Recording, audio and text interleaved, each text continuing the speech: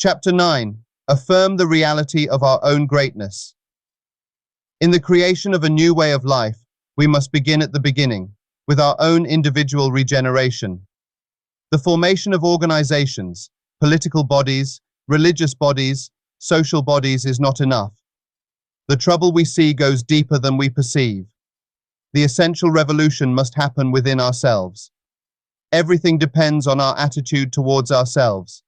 That which we will not affirm within ourselves can never develop in our world. This is the religion by which we live. For religion begins in subjective experience. Like charity, it begins at home. Be ye transformed by the renewing of your mind is the ancient formula, and there is no other. Everything depends upon man's attitude toward himself. That which he cannot or will not claim as true of himself can never evolve in his world. Man is constantly looking about his world and asking, what's to be done? What will happen? When he should ask himself, who am I? What is my concept of myself? If we wish to see the world a finer, greater place, we must affirm the reality of a finer, greater being within ourselves. It is the ultimate purpose of my teaching to point the road to this consummation. I am trying to show you how the inner man must readjust himself, what must be the new premise of his life, in order that he may lose his soul on the level he now knows, and find it again on the high level he seeks. It is impossible for man to see other than the contents of his own consciousness, for nothing has existence for us, save through the consciousness we have of it. The ideal man is always seeking a new incarnation, but unless we, ourselves, offer him human parentage, he is incapable of birth. We are the means whereby the redemption of nature from the law of cruelty is to be effected. The great purpose of consciousness is to effect this redemption. If we decline the burden and point to natural law as giving us conclusive proof that redemption of the world by imaginative love is something that can never come about, we simply nullify the purpose of our lives through want of faith.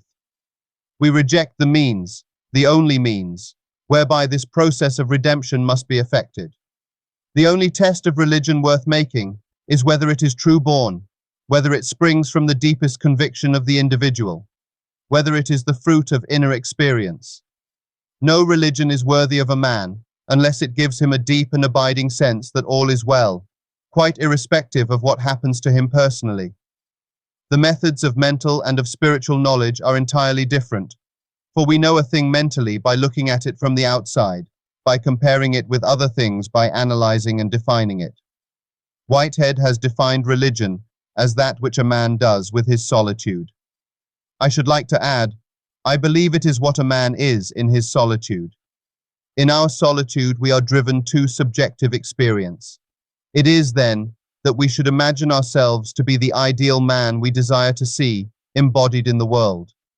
If, in our solitude, we experience in our imagination what we would experience in reality had we achieved our goal, we will in time become transformed into the image of our ideal. Be renewed in the spirit of your mind. Put on the new man, speak every man truth with his neighbor.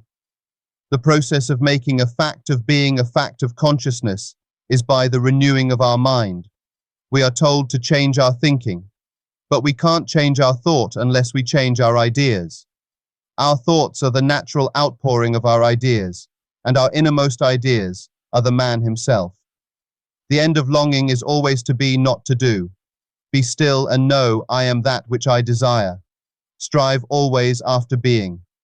External reforms are useless if your heart is not reformed. Heaven is entered not by curbing our passions, but rather by cultivating our virtues. An old idea is not thickly forgotten, it is crowded out by new ideas. It disappears when a wholly new and absorbing idea occupies our attention. Old habits of thinking and feeling like dead oak leaves hang on till they are pushed off by new ones. Creativeness is basically a deeper receptiveness, a keener susceptibility. The future dream must become a present fact in the mind of anyone who would alter his life. Every great outpicturing is preceded by a period of profound absorption. When that absorption is filled with our highest ideal, when we become that ideal, then we see it manifest in our world, and we realize that the present does not recede into the past, but advances into the future. This is essentially how we change our future. A now, which is elsewhere, has for us no absolute meaning.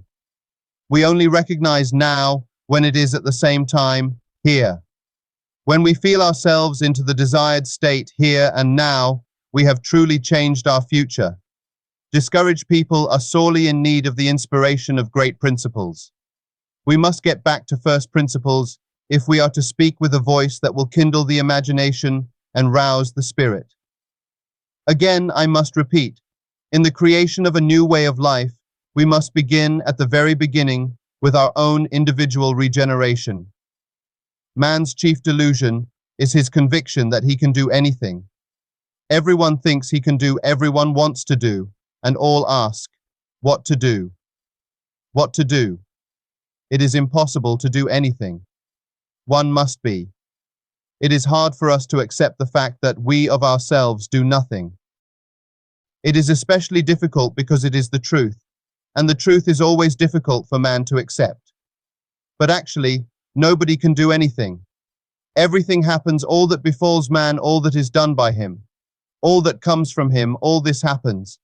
And it happens in exactly the same way that rain falls as a result of a change in the temperature in the higher regions of the atmosphere. This is a challenge to us all. What concept are we holding of ourselves in the higher regions of our soul? Everything depends upon man's attitude towards himself. That which he will not affirm as true within himself can never develop in his world. A change of concept of self is the right adjustment, the new relationship between the surface and the depth of man. Deepening is, in principle, always possible, for the ultimate depth lives in everyone, and it is only a question of becoming conscious of it. Life demands of us the willingness to die and to be born again. This is not meant that we die in the flesh. We die in the spirit of the old man to become the new man. Then we see the new man in the flesh. Subjection to the will of God is an old phrase for it, and there is, I believe, no new one that is better. In that self-committal to the ideal we desire to express, all conflict is dispersed, and we are transformed into the image of the ideal in whom we rest. We are told that the man without a wedding garment reaches the kingdom by cleverly pretending. He does not believe internally what he practices externally. He appears good, kind, charitable. He uses the right words, but inwardly he believes nothing. Coming into the strong light of those far more conscious than himself, he ceases to deceive. A wedding garment signifies a desire for union. He has no desire to unite with what he teaches, even if what he teaches is the truth. Therefore, he has no wedding garment. When we are united with the truth, then we will put off the old nature and be renewed in the spirit of our mind. Truth will strip the clever pretenders of their false aristocracy. Truth, in its turn, will be conquered and governed by the aristocracy of goodness, the only unconquerable thing in the world.